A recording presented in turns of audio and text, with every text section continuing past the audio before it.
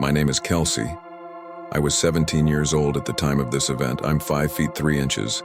My friend Haley is 5 feet 8 inches, and my friend Sammy is 5 feet 7 inches. It was March 19th, 2016. I was dog sitting at my mom's friend's house for some extra cash to help me out before going off to college next year. It was a cool spring night, and the people I was dog sitting for had a super cool sunroom where my friends and I liked to smoke. So I decided to invite 2 of my other friends over to spend the night and make this whole dog sitting thing more fun. Haley and Sammy were a little older. Haley was 23, and Sammy was 22. They brought over some vodka for us to drink. We hung out for a couple of hours, drinking, smoking, laughing, and catching up. Then, we started to get a bunch of phone calls. Now, normally this wouldn't be weird, except for the fact that the phone was supposed to be disconnected. We ignored the first couple of phone calls, thinking they'd leave a message or just call back in the morning. It was nearly midnight, but the calls were persistent, and we could tell whoever this was wasn't going to leave us alone until someone answered. Sammy finally picked up. There was a man on the line. He claimed to have the owner's wallet at a gas station, 25 minutes from the house, which did not make sense. This man insisted that we come pick up the wallet right now, which we all found extremely odd. After several minutes of this man pressuring us, Sammy finally got him to understand that we were not leaving the house and that we'd get it in the morning. We hung up the phone, but we all got that weird feeling in our stomachs. We grabbed the dog, Willis, and ran into the back bedroom, shut all the blinds, locked the door. But we already had impaired judgment because of the weed and booze. We talked it out and decided we were just being paranoid. Maybe the guy was really just trying to return the wallet. Hours passed. We kept drinking, kept smoking. Eventually, we decided to watch a funny movie and make some food to calm down. That night, we moved from the sunroom to the living room and popped in a DVD. The sunroom was located between the kitchen, the living room, and the backyard by the pool. The door between the pool and the sunroom didn't have a lock, but the door between the kitchen, living room, and the sunroom did. And it didn't have a doggy door, so Willis needed the other one left open to go out back. We figured we were in a safe neighborhood, and that Willis would bark if anyone came to the door. Time crept by. We were laughing on the couches, Haley and I sitting next to each other on one, Sammy across the room on the other. Then the clock struck 3 a.m., and that's when things got creepy. Remember earlier how we left the door to the sunroom open for Willis? That's where he came in from. I was fully immersed in the comedy, but do you ever get that unexplainable feeling that you're being watched? That feeling suddenly became overpowering. I turned toward the kitchen and saw a dark mass hunched over by the counter. I froze. For a second I thought I was seeing things, but then I watched as the mass reached up into the cabinet. That's when I realized there's someone in the house. I nudged Haley's side with my elbow and said real quietly, "Haley, I think there's somebody in the house." She looked into the kitchen and screamed bloody murder. The dark mass whipped his head around and looked directly at me. We made eye contact, and I felt my entire body tense up. All I could see were his piercing blue eyes contrasting against the orange lamp just beneath the cabinet. Everything else was black: hoodie, pants, shoes, gloves. He even wore a ski mask that covered up to his nose and mouth. Sammy stood up to look at what Haley and I were staring at, and somehow mustered the courage to yell. The man calmly closed the cabinet and slowly walked back out the sunroom door. We immediately ran to the farthest corner of the room and called 911. They arrived within 3 minutes. They searched the entire apartment, took our statements, and sat outside the house for the rest of the night to see if the intruder would return. But we didn't stick around to find out. We left our booze, weed, and my car all at the house, with the cops and the dog, and went home. We came back the next day to find clothes throughout the house that had clearly been messed with, and crumbs by the doggy door. Understandably, Willis didn't bark. Whoever that man was, Willis must have known him. To this day, we still have no idea who called us, or who came into that house. I haven't been back.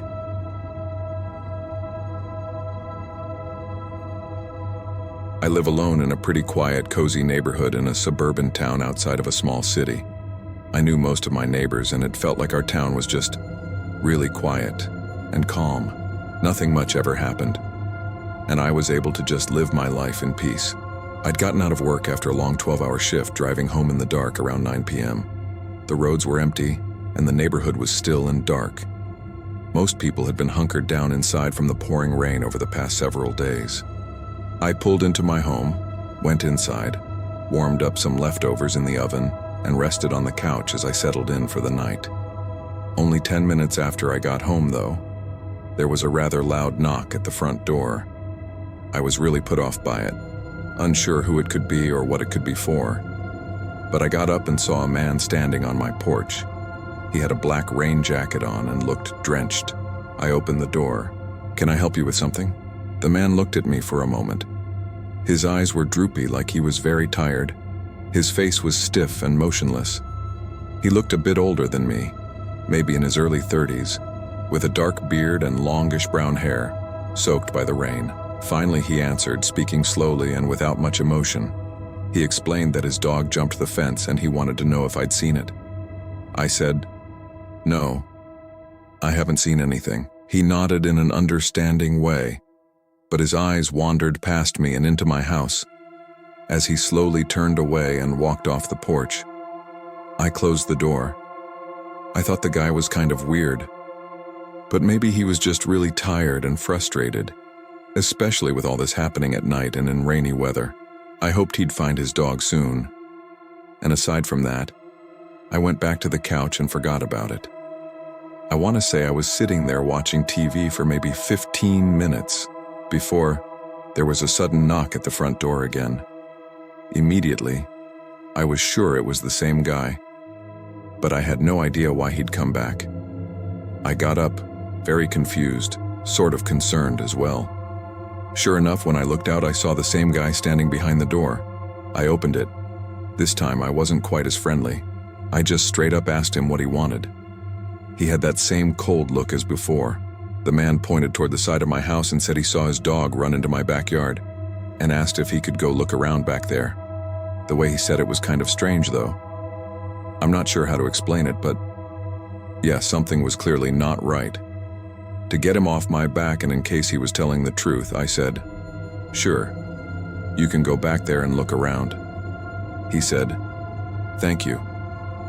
But at the same time, as I was starting to close the door, he took a step forward, almost like he thought I was going to let him inside to lead him through the house to my back door.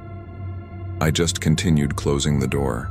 I'm not sure why he would have thought that, when he could easily just walk around the house and to my backyard. I looked out to make sure he left, and he did, going around to the side of my house. After all of that, though, I wasn't too comfortable with the guy just wandering around, so I went to the kitchen where I could watch out the back door. I didn't stare at him through the door or anything, but I cleaned up some stuff on the counters while occasionally looking back to see what he was doing. Every time I looked, it seemed like he was just walking around the perimeter of the yard, until one time I looked back, and his face was right behind the glass, looking in at me. It literally made me jump. I yelled through the glass, asking what he wanted. He called out, asking if his dog was inside my house. What the hell was wrong with this guy? I sternly said no, clearly showing that I was getting impatient with him, but the man kept asking, wanting me to let him in the house to look around for his dog. He banged on the door every time I wouldn't answer. I could see it in his face, that he was getting unnervingly angry at the fact that I wouldn't let him in. It was getting kind of horrifying, as he kept hitting the door and yelling at me. I called the police. Only then, once he saw me take my phone out, did he finally stop and leave, which only made it more suspicious as to what he was truly up to. The police came and took a report from me. What happened, what he looked like, all that sort of stuff. But that's where it was left. There wasn't much they could do right then and there. However, unfortunately, a week later, there was an incident really similar to mine. It's unclear if he forced his way in or if he was just allowed inside by the victims, but the story was almost exactly the same as what happened to me. A man came knocking on their door claiming to be looking for his dog, only for it to take an awful turn. It makes me even more disturbed by that night, knowing that the man who came to my place doing the exact same thing could have hurt me.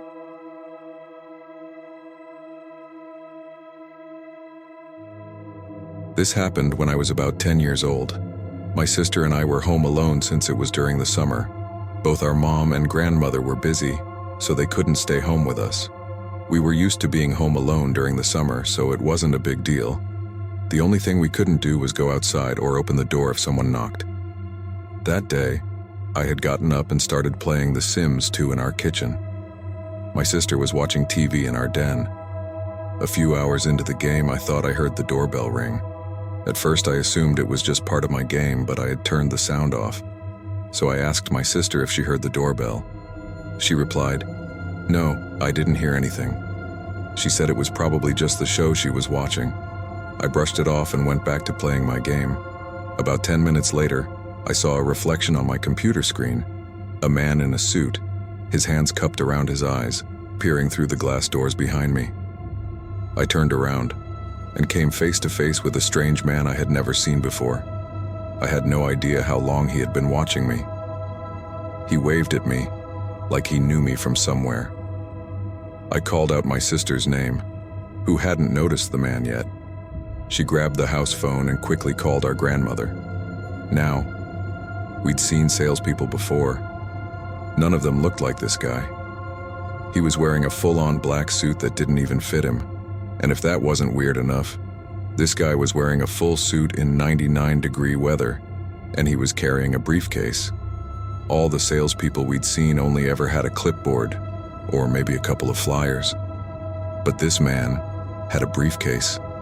The next red flag, he walked around our house, from the back to the back door. During his little trip around the house, he would have clearly seen there was no car in the driveway, indicating no one was home. As I was getting up to hide, the man reached down and grabbed the door handle. He started to jiggle it, forcefully. Thankfully, the door was locked. He looked at me smiling, then gestured at me to come unlock the door for him.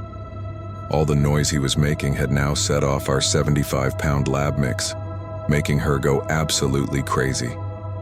There was no way she was going to let this guy get to us, if he did get in. My sister told me our grandmother was on her way. She wanted us to hide in the back of the house, in her room, until she got home. My sister handed me the phone, then ran into the kitchen to grab the biggest knife we had. I could hear her yelling at the guy, telling him that we called the cops. She came back into the room with me and we shut the door. She told me that after she lied to him about calling the police, he started laughing, like she'd just told the funniest joke he'd ever heard. A little while later, we heard the front door open and our grandmother's voice calling out to us. We came out to meet her. She told us she didn't see a man anywhere in sight. She had walked around the whole house before unlocking the door. She also said something weird, that if he was a salesperson, he would have left a note or a flyer that said, "Sorry, we missed you." But there was nothing. She ended up taking the rest of the day off to stay with us, also so she could keep watch and see if the man would come back. It's been 11 years since that day, and I still don't want to know what was in that briefcase.